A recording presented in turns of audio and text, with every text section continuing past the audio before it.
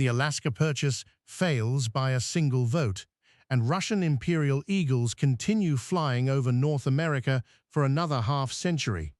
On April 9, 1867, Senator Charles Sumner of Massachusetts rises from his chair in the Senate chamber, his face drawn with exhaustion. For weeks, he has championed Secretary of State William Seward's treaty to acquire Russian America for $7.2 million. But the weight of Reconstruction battles has broken something in him. His constituents flood his office with letters demanding every federal dollar go toward rebuilding the shattered South, not purchasing frozen wilderness. In the final hours before the vote, Sumner withdraws his support. The treaty fails 26-27. Secretary Seward watches from the gallery as his continental vision collapses. He had negotiated brilliantly with Russian Minister Eduard de Stokel, securing 586,412 square miles at roughly 2 cents per acre. The Russians wanted to sell. The Crimean War had exposed their inability to defend distant Pacific territories against British naval power. But American domestic politics cared nothing for geopolitics in April 1867. In this alternate timeline exploration, we examine what could have happened and why the real history unfolded differently. What no one in that Senate chamber could have known, what wouldn't surface for decades, would reshape the entire balance of power in the Pacific. Tsar Alexander II receives news of the failed sale with mixed emotions. Grand Duke Konstantin Nikolaevich, who had advocated disposing of the costly colony, now pivots entirely. If Russia must keep Alaska, Russia will make Alaska work. The Russian-American company undergoes radical reorganization in 1868. The corrupt and inefficient fur trading enterprise that had bled the territory for decades comes under direct imperial oversight. New administrators arrive in Sitka, renamed Novo-Arkhangelsk once more, with instructions to establish genuine colonial infrastructure. Military garrisons expand along the coastline. The Orthodox Church receives funding to build schools and hospitals for both Russian settlers and indigenous Tlingit communities. The transformation is slow and expensive. St. Petersburg debates endlessly whether the investment is worthwhile, but the Monroe Doctrine looms over every discussion. American expansionists make no secret of their ambitions. Newspapers in San Francisco run editorials calling the failed purchase a temporary setback. Russia responds by making its presence permanent. New families arrive each year from Siberia, promised land grants and tax exemptions. By 1875, the Russian population of Alaska has tripled. The indigenous peoples watch these changes with guarded eyes. They have survived Russian rule for nearly a century. They will learn to survive whatever comes next. Russian prospectors stumble upon gold deposits near present-day Juneau in 1880. The discovery changes everything. Within months, news reaches San Francisco and Seattle. American miners who had chased strikes from California to Nevada to the Black Hills now turn their eyes northward. But Russian Alaska is not open territory. Imperial authorities establish strict controls over mining claims. Foreign prospectors are prohibited. American ships attempting to land miners find themselves confronted by Russian naval vessels. The diplomatic protests from Washington grow louder each month. Secretary of State James Blaine denounces Russian restrictions as violations of commercial treaty rights. Russian diplomats counter that no such rights exist. The failed purchase negotiations of 1867 explicitly demonstrated American recognition of Russian sovereignty. The legal arguments matter less than the practical reality. Thousands of American prospectors are willing to risk imprisonment for gold. Smuggling operations flourish along the border with British Columbia. Men slip through mountain passes and paddle up remote rivers. Russian patrols capture dozens, imprison some, and shoot others as trespassers. Each incident inflames American newspapers further. But the consequences of this growing tension would prove catastrophic in ways no one anticipated. First, however, an even larger discovery would raise the stakes beyond measure. When gold erupts from the Klondike region of Canada's Yukon Territory in August 1896, the world goes mad. The most practical routes to the gold fields run through Russian Alaska.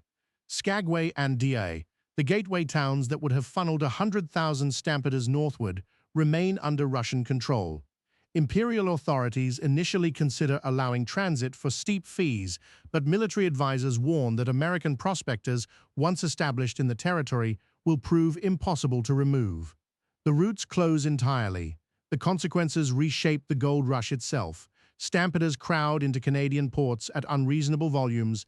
Vancouver and Victoria swell overnight into chaotic boomtowns. Alternative routes through the Stikine River and inland from the British Columbia coast prove longer, more dangerous, and more expensive. Thousands die attempting passages that the Chilkoot Trail would have rendered unnecessary. American smuggling operations scale up from individual prospectors to organized expeditions. Armed parties penetrate Russian territory, establish illegal mining camps, and defend their claims with Winchester rifles. Russian forces respond with military sweeps. The border becomes a low-grade war zone.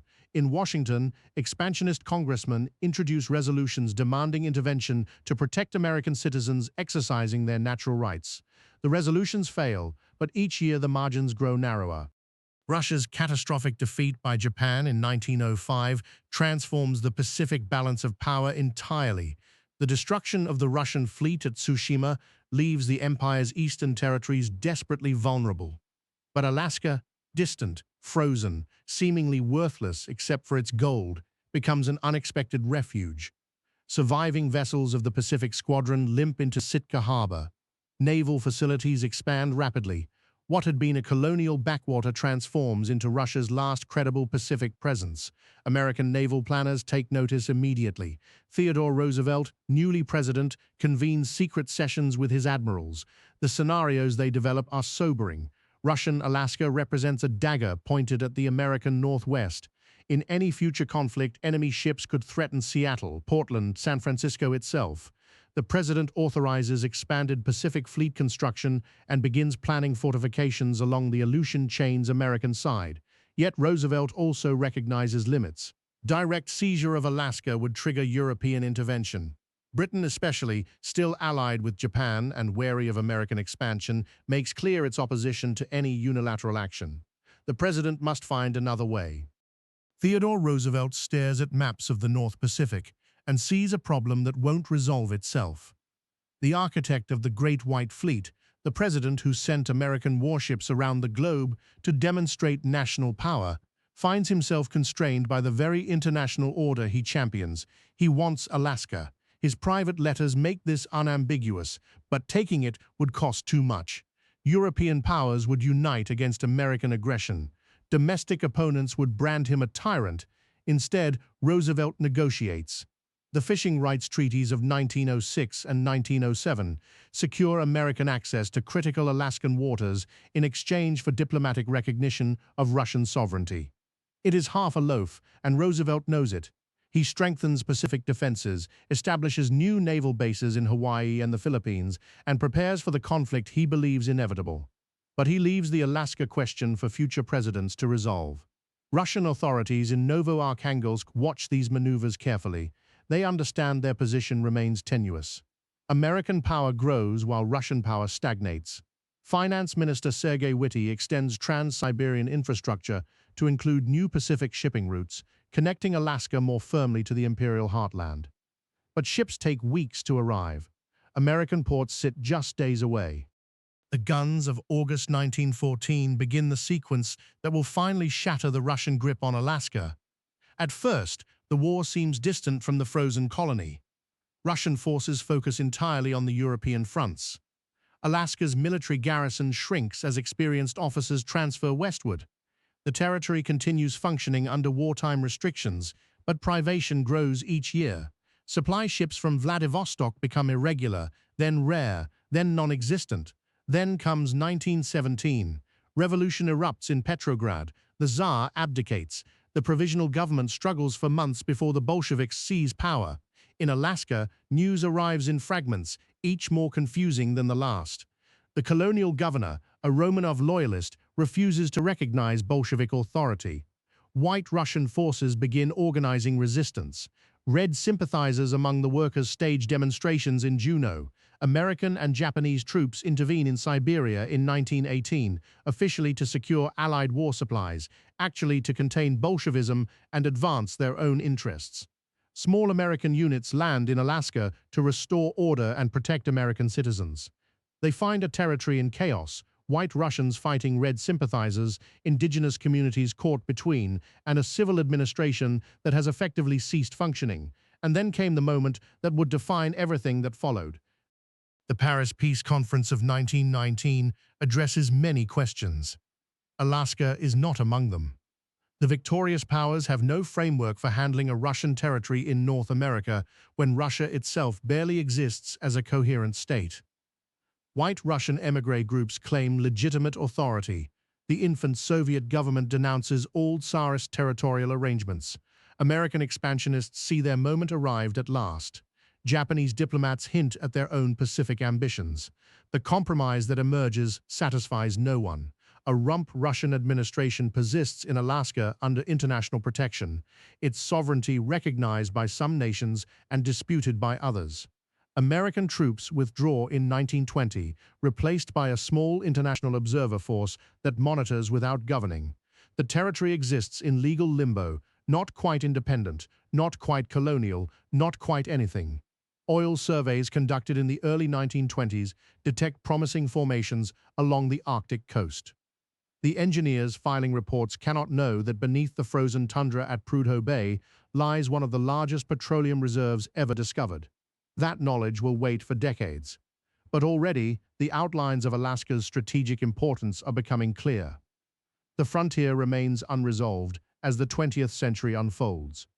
Russian Alaska, diminished, contested, suspended between empires, endures as testament to a Senate vote that went differently on an April afternoon in 1867, when exhausted men chose domestic reconstruction over continental expansion and shaped a century of conflict that might otherwise never have occurred.